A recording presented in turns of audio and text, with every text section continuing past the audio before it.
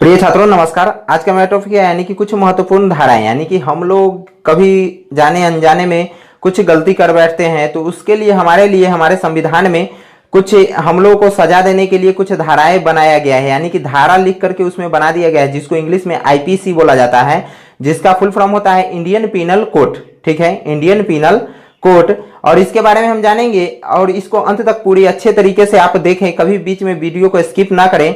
और यह वीडियो आपको अंत में अच्छा लगे तो जरूर लाइक कर दीजिएगा और इसी प्रकार का वीडियो देखने के लिए हमारे चैनल को जरूर सब्सक्राइब कर लीजिएगा। ठीक है, तो चलिए जानते हैं कि कुछ यह सब धारा जो है, यदि हम किसी भी प्रकार की गलती कर देते हैं तो हमारे लिए जो हमको गलती देने के लिए सजा, यानी कि गलती का सजा देने के लिए जो हमारे कानून में व्यवस्था किया गया है उसको हम क्या बोलते हैं। जैसे यदि हम किसी का हत्या का कोशिश किए, ठीक है, यदि हत्या का कोशिश किए और वह व्यक्ति बच गया तो हमारे लिए जो कौन सा कानून, यानी कि हमारे संविधान में जो कानून लिखा हुआ है उसमें कौन से धारा का हमारे लिए प्रावधान होगा, यानी कि धारा 307। हमारे ऊपर जो धारा लगेगा वह कौन सा था, यानी कौन सा धारा लगेगा, धारा 307 लगेगा। ठीक है, जिसमें होता है यानी कि हत्या की कोशिश। ठीक है, और उसके बाद है हत्या का दंड।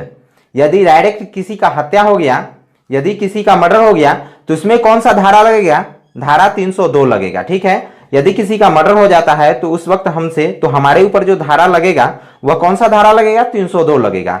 यदि एक और नाम सुने होइएगा जो अभी इंडिया में काफी प्रचलित हो चुका है कि बलात्कार। ठीक है, तो यह जो कोई व्यक्ति यदि किसी लड़की का बलात्कार करता है तो उस वक्त उसके ऊपर में जो सजा का व्यवस्था है यानी कि धारा 376, इसको हम बोलते हैं सिमिलर। सिमिलर के मतलब जो ऊपर लिखा हुआ है उसी का सिमिलर, यानी कि सेम टू सेम। ठीक है, तो यानी कि कोई व्यक्ति बलात्कार करता है तो उसके लिए कौन सा धारा का व्यवस्था है, यानी कि 376।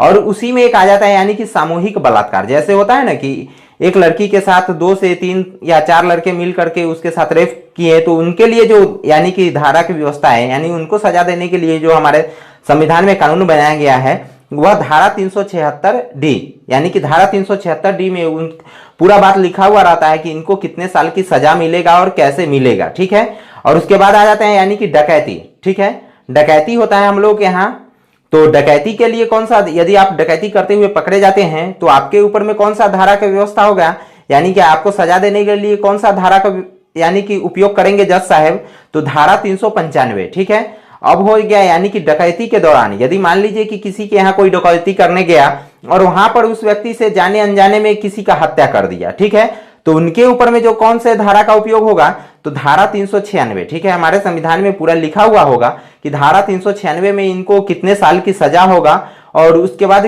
कैसे होगा। ठीक है, और यह सब सजा हमारे यहाँ कौन सुनाते हैं, जज साहब होते हैं हमारे यहाँ धारा सुनाने के लिए, यानी कि सजा सुनाने के लिए।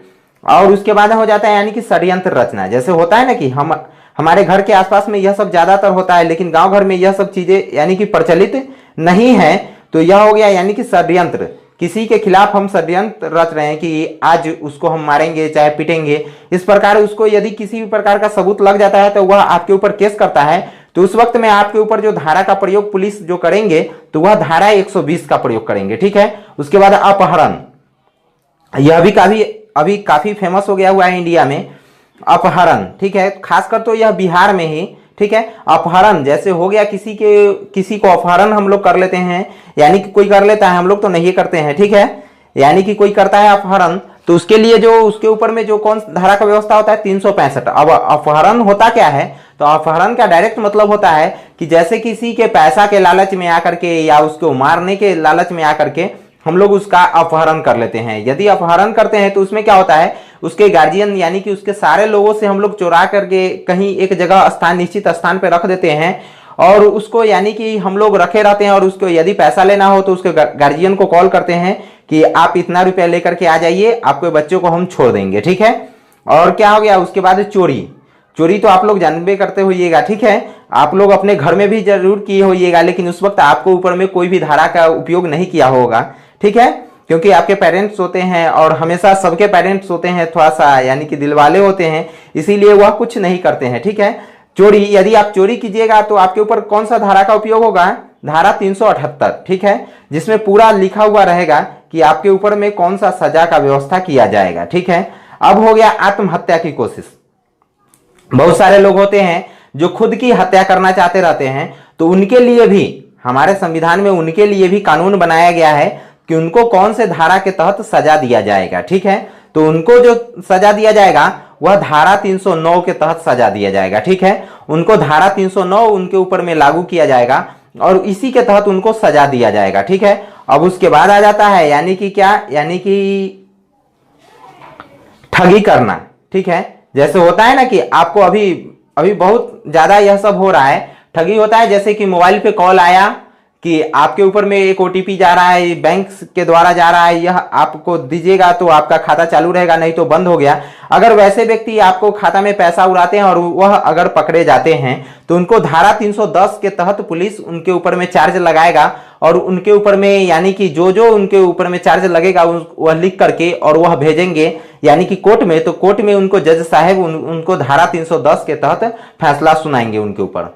ठीक है, और एक और आ जाता है महत्वपूर्ण धारा जो कि गर्भपात कराना। ठीक है, अब गर्भपात होता क्या है, किसी भी व्यक्ति को यानी कि आपके मान लीजिए कि आपके पेट के अंदर यानी कि गर्भ है, महिलाएं लोगों को यदि गर्भ है, गर्भ का मतलब होता है यानी कि आप प्रेग्नेंट हैं और उस वक्त में परिस्थिति में आप जाकर के किसी मेडिकल में जाकर के आप उसको गर्भपात कराते हैं, तो उस वक्त में आपके ऊपर जो धारा यानी पुलिस यदि आपके बारे में जान जाते हैं, आपको पुलिस अगर पकड़ेंगे तो वह धारा 312 के तहत आपको जेल भेजेंगे और वहां पे जज साहब के पास यह कोर्ट में केस जाएगा।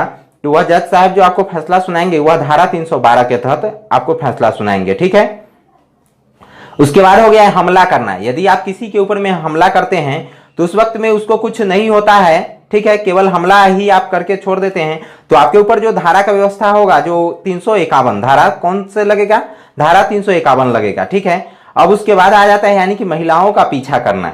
ठीक है, यदि आप महिलाओं का पीछा करते हैं तो आज से यह छोड़ दीजिए और जान लीजिए कि महिलाओं का पीछा करने के लिए कौन सी धारा की व्यवस्था है। ठीक है, तो धारा 354 में यानी कि घ है। ठीक है, धारा 354 घ, यदि आप किसी लड़की या महिलाओं को पीछा करते हैं तो आपके ऊपर जो पुलिस जो धारा लगाएगा वह धारा 354 घ लगाएंगे। ठीक है, अब दूसरा आ गया यानी कि बहुत सारा यह होता रहता है, बहुत ज्यादा यह अपने यहाँ होते रहता है और इसका केस अपने यहाँ ज्यादातर चलता है। ठीक है, पत्नी के जीवन काल में पुनः विवाह करते हैं। ठीक है, यदि आपकी पत्नी पहली पत्नी जिंदा है और आप दूसरी शादी कर लिए तो आपको फिर पुलिस आपकी पहली पत्नी है जो कोर्ट में जाएगी यानी कि केस करेगी पुलिस के पास जाकर के, तो वह आपको पुलिस आपको खोजना स्टार्ट करेगा और वह केस जो है कोर्ट में जाएगा। तो आपके ऊपर जो धारा यानी जज साहब जो आपके ऊपर फैसला सुनाएंगे वह धारा 494 के तहत आपके ऊपर में फैसला सुनाएंगे। ठीक है, अब मानहानि।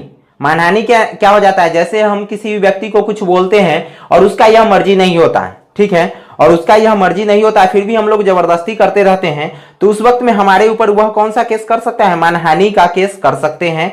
यदि आप पहले से ही यह सब धारे जानते होइएगा तो कोई बात नहीं, यदि नहीं जानते होइएगा तो आप जरूर इसको याद कर ले क्योंकि आपको यह बहुत काम आने वाला है। ठीक है, तो चलिए जानते हैं, फिर मिलते हैं अगले वीडियो में, तब तक के लिए बाय बाय।